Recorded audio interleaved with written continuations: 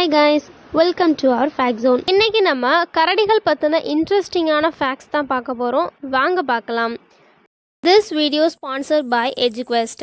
EduQuest offers skill-based courses in digital marketing, stock market, coding and more. It provides self-based and live classes with expert mentors. Courses are available in both Tamil and English. Get certified and boost your career with affordable combo offers. Link in description. Check it now. The struggle to find courses that truly speak your language, it's finally over. Welcome to EduQuest, where learning is made just for you. At EduQuest, we bring you a wide range of online courses, from career building programs to skill boosting masterclasses, all in your regional language. Because we believe language should never be a barrier to success.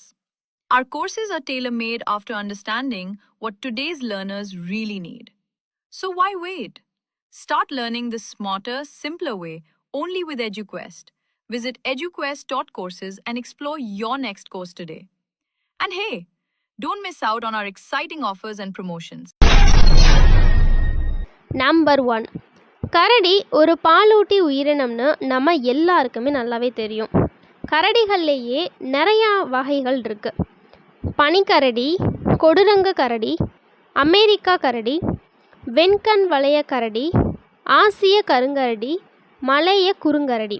கரடிகள்லேயே மொத்தம் 6 வகைப்படும்னு சொல்கிறாங்க. கரடிகள் என்னென்ன சாப்பிடும்னு பார்த்திங்க அப்படின்னா, இலைத்தலைகள், மாமிசம், கறி, மீன் இந்த மாதிரி. அது மட்டும் இல்லாமல் பெரும்பாலும் சாப்பிடக்கூடியதுன்னு பார்த்திங்கன்னா பழம், பல விதைகள், தண்டுகள், மரப்பட்டைகள் இதெல்லாம் தான் கரடிகள் சாப்பிடும். அது மட்டும் இல்லாமல் நமக்கு தான் தாவரம் பற்றி நல்லா தெரியும்னு நம்மளாம் நினச்சிட்ருக்கோம்.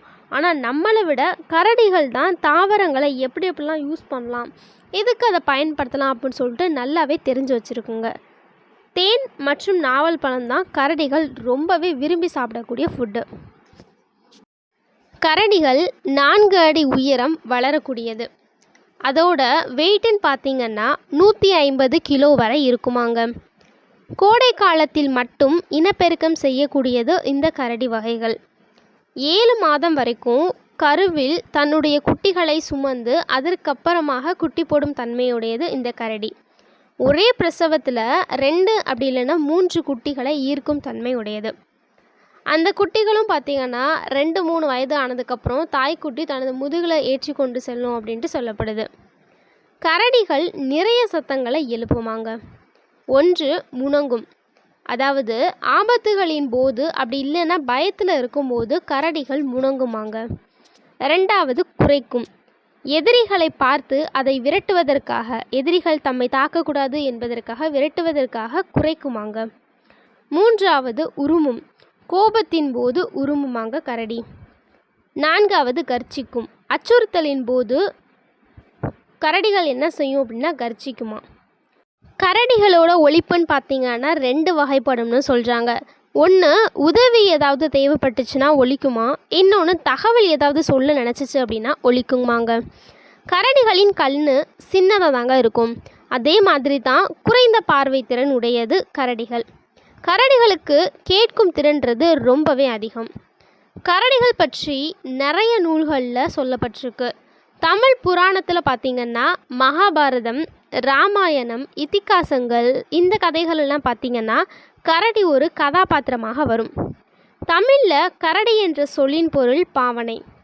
கரடி சந்தம், கரடி விடுதி, சிவபூசையில் கரடி போல, கரடி போல வந்து விழுந்தேன், கரடி கூட்டம், கரடி பாவனை, கரடிக்கை, கரடி உருமல், கரடி வித்தை, மொத்தம் 9 வகையும் பாவனையை குறிக்கும் சொல்னு சொல்கிறாங்க.